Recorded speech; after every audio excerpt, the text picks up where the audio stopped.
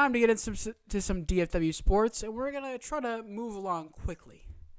As for the Rangers, their spring training record is up to 8-5-2, so 8 wins, 5 losses, and 2 ties. Saturday, March 2nd, they had a 14-3 win over the Chicago White Sox. March 3rd, a 5-2 loss against Oakland Athletics. March 4th, a 3-2 loss against the Angels. A 10-9 win on March 5th against the Seattle Mariners. A March 6th tie at a score of 6-6 against the Colorado Rockies. A 7-5 win against the National League champions Arizona Diamondbacks on March 7th. And the most recent game was March 8th in a 4-2 loss against the Kansas City Royals. One question that remains, that could Nathaniel Lowe miss opening day? It might be likely. Manager Bruce Bochy said that the Gold Glove and Silver Slugger winner could miss opening day to an oblique strain. My thoughts: if it happens, it's gonna suck, and I'm gonna be sad. So I really hope Nathaniel Lowe doesn't miss it, and I really wish the best of luck in terms of a recovery and training period with this issue. The Mavericks. The record since our last episode is 1-2. Not great, as they're sitting at 35-28 with an 8th-place spot in the Western Conference. So right now they're in line for a play-in tournament position. As their last 3 games, Sunday, March 3rd, a 120-116 loss versus the Sixers without Embiid. On Tuesday, March 7th, a 137-120 loss versus the Pacers. And on Thursday, March 8th, where Luka made history, a 114-108 win versus the Miami Heat.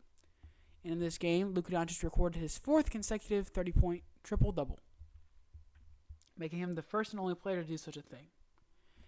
And one question remains, now with another multi-game losing streak behind them, less than 20 games left in the season, and sitting at 8th in the West, what's the Mavericks game plan moving forward? I don't know. Honestly, don't know. Because it was starting off high with the 7-game winning streak, and all of a sudden it's like, what are y'all doing? Y'all can do better. Y'all can have better defense, because the thing I noticed is that in that Sixers game, their perimeter defense was lacking. They kept leaving people open. They did that in the Cavs game. It's just defense has to step up, and just players have to step up when they in their respective position and respective spots. So it's just, please step up. Please. Would really appreciate it. As for the Stars, since the last episode, they've played 3 games as well. But they 3-0. They 3-0. 3-0. And on Saturday, March 2nd, they had an overtime shootout win against the San Jose Sharks at home, and by winning the game 3-2. Now on Tuesday, March 5th, they played the San Jose Sharks again, but on the road in San Jose, and they won in overtime 7-6. So combined 13 goals. And you may be saying, 13 goals? They were down, I think, at least 3 or 4 goals, and they started coming back. They tied the game and won the game in overtime, thanks in part to a Logan Stankoven hat trick. Woo! And on Friday, March 9th, they picked up a 6-2 win against the Anaheim Ducks, where Christopher Tenez scored his first Stars goal. And since that game, they're second in the conference behind the the Vancouver Canucks, and first in their Central Division with a 38-17-9 record.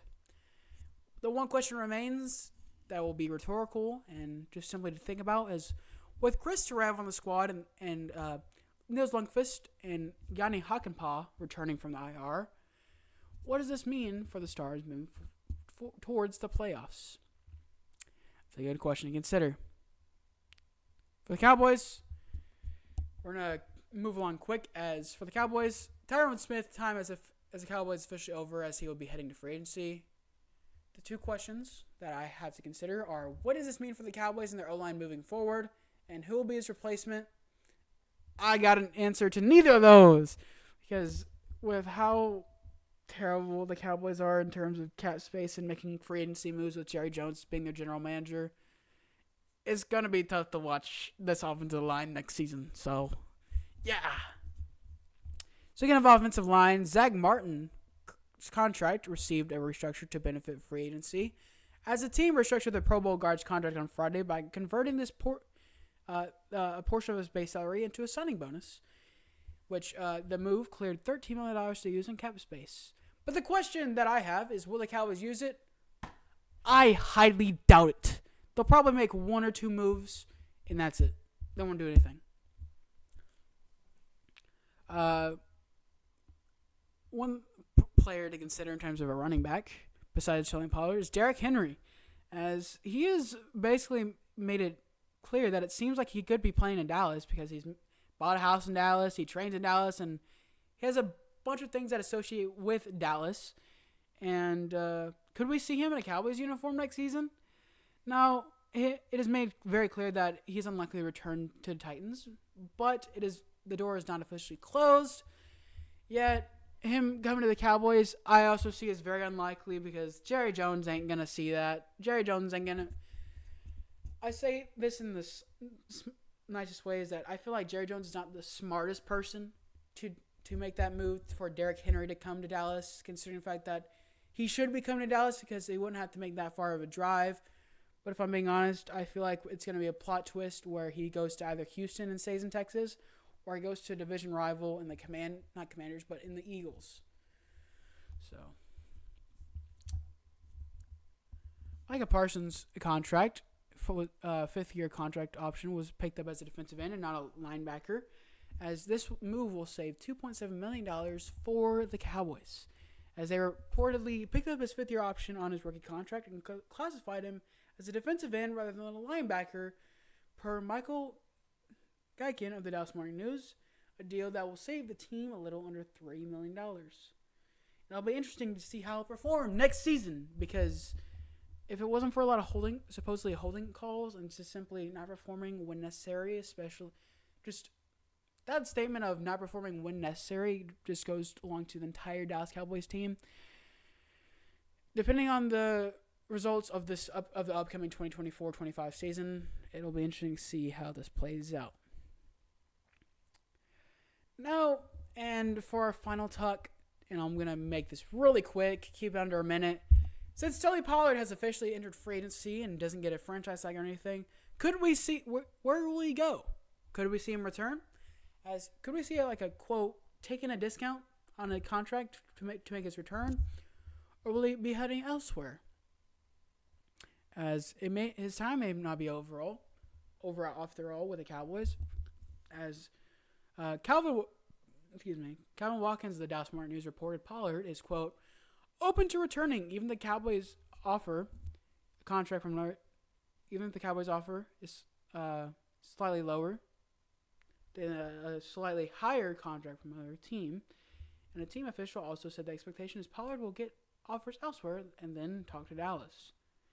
And I'll be interested in seeing how this kind of situation plays out, because I would be interested and want to see Pollard back, but he's got to go back to just being explosive, getting 4 to 5 yards a carry. So I really hope he returns, but I really hope that Jerry Jones is smart enough to be a good general manager this offseason, which I highly doubt. And with that being said, that'll conclude today's episode. And like I've said before, I can't do any of this fun stuff, talking to myself for a solid hour without you guys.